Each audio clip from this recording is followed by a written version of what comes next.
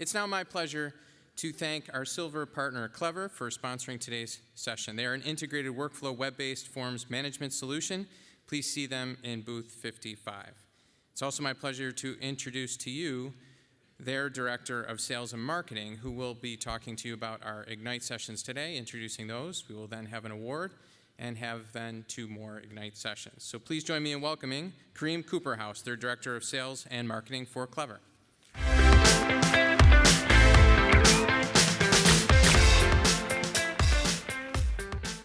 Thank you, Kevin. Good morning, everyone. We're excited to be here and partner with the Council on this type of short-form keynote presentation. I'm not sure how many of you are familiar with Clever. If you are, chances that you're thinking of the other Clever, the single sign-on portal. We're not that clever. We like to think we're a bit more clever because we've taken the second E out of clever. We're a Canadian-based company, and we've been exclusively providing forms automation to school districts across Canada for the past 10 years.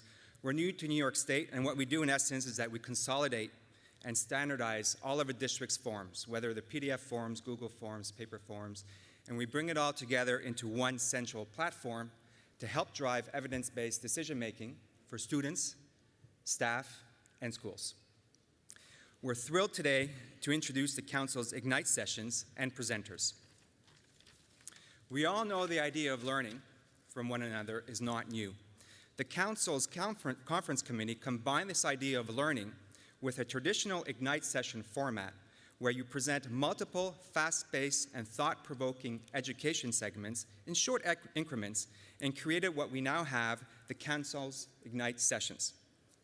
Today, you will hear from 4 educational leaders on very different topics, including global travel with Superintendent Angelina Maloney from Brunswick, reaching students who refuse to go to school with Assistant Superintendent Steve Raplea from Lakeland, a discussion on mental health from Superintendent Vince Butera from Manhasset UFSD, and finally, meeting Generation Alpha from Hudson Valley Community College President Roger Ramsamy. They each only have 10 minutes to frame their idea and draw conclusions. The fun part is that their slides will automatically advance and they're being timed. You can also connect and hear more from each of our presenters at the 11 a.m. education sessions. Please refer to your program for details. So, without any further ado, let's give a round of applause to the Council's first Ignite session presenter today, Angelina Maloney, Superintendent of Brunswick Central School District, who had the pleasure of meeting yesterday, and her presentation, Global Travel, Essential for Superintendents and Students. Angelina?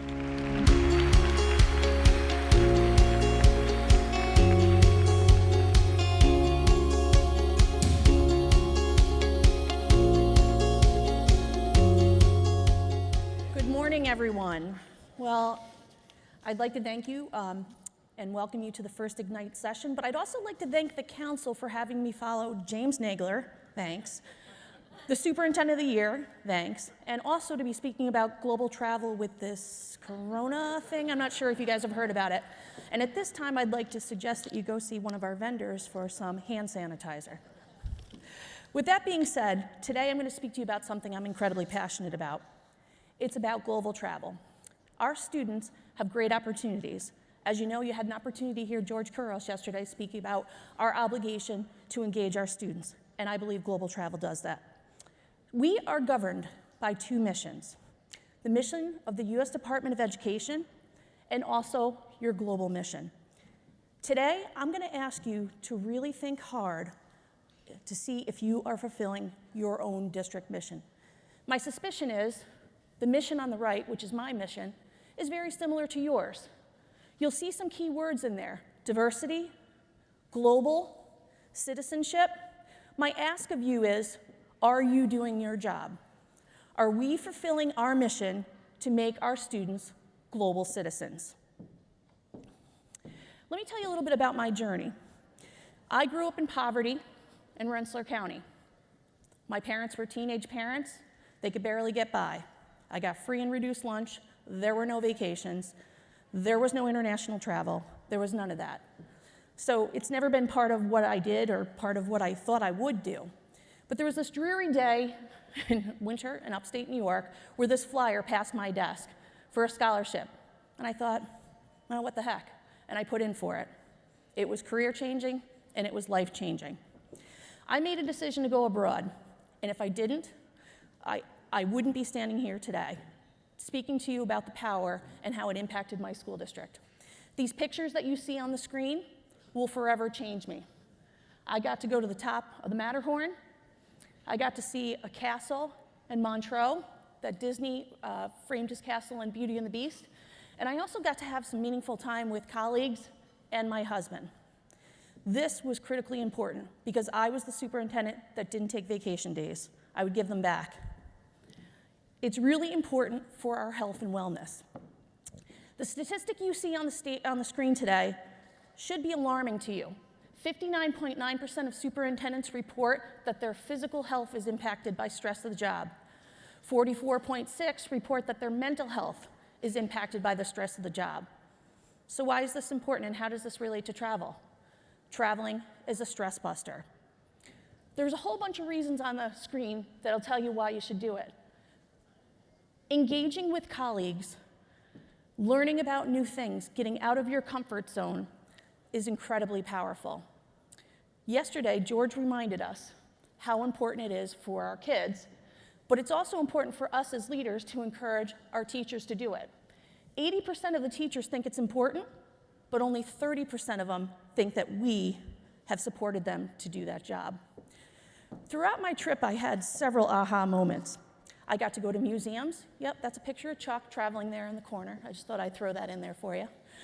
But what was really important to me was the wellness and the language. Our students sometimes struggle with English, yet when we went overseas, not only did they master their language, they mastered our language, and they knew a handful more. And we're not talking about highly college-educated folks. We're talking about cashiers, waiters, and waitresses. That was incredibly powerful for me, and it made me think about what we were doing for our kids. At Tamarack, we've been recognized by having a really great global international program. I'm very proud to show this slide to tell you the places that our students have been in my tenure as superintendent. My students just got back from Russia, Peru, France, Costa Rica, Belize, Martinique, Spain, and getting ready for a trip to France. Am I a little nervous? I think I'm nervous about going to work every single day, but it's the right thing to do. Why? Because when students go abroad, they learn new skills. They get out of their comfort zone. They learn how to navigate public education.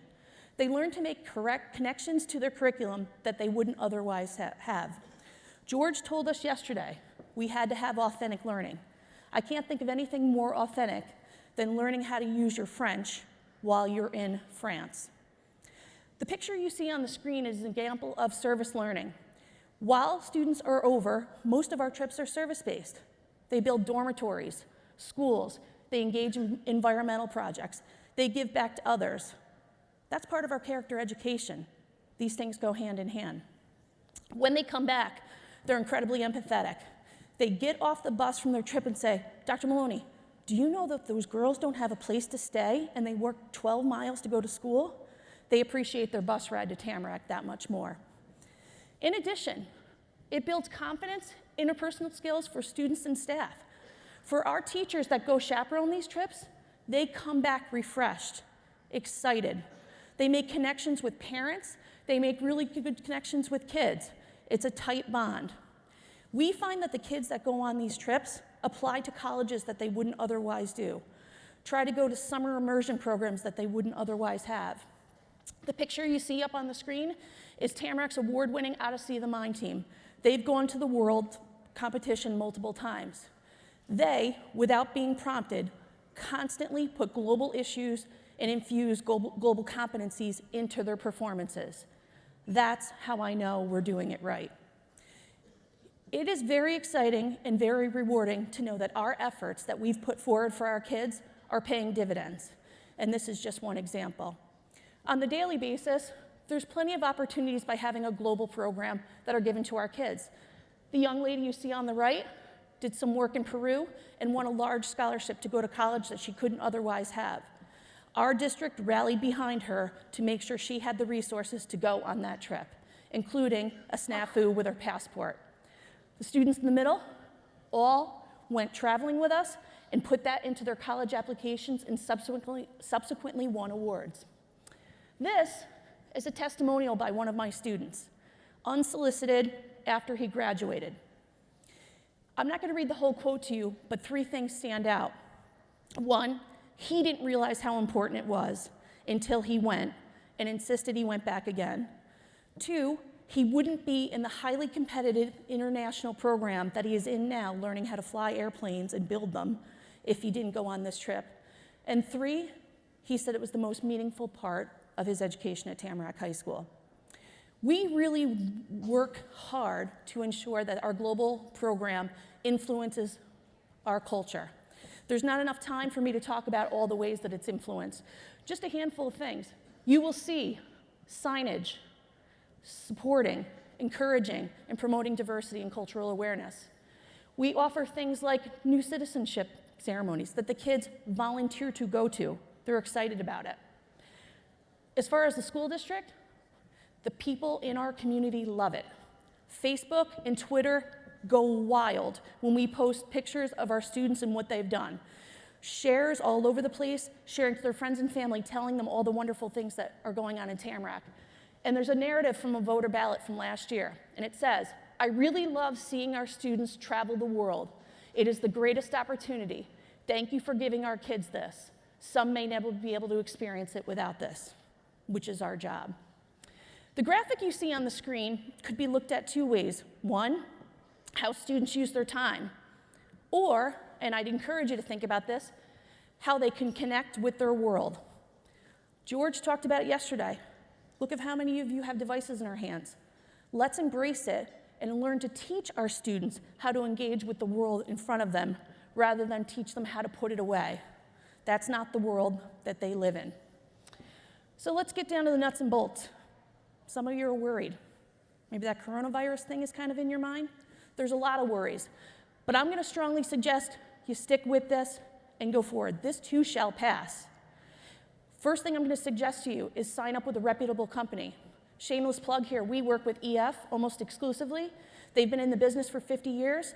I know my students are in good hands. This is what they do. 2, a lot of communication.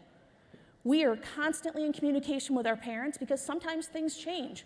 We have a cultural exchange program in Russia, and sometimes Russia is not the nicest place to go to.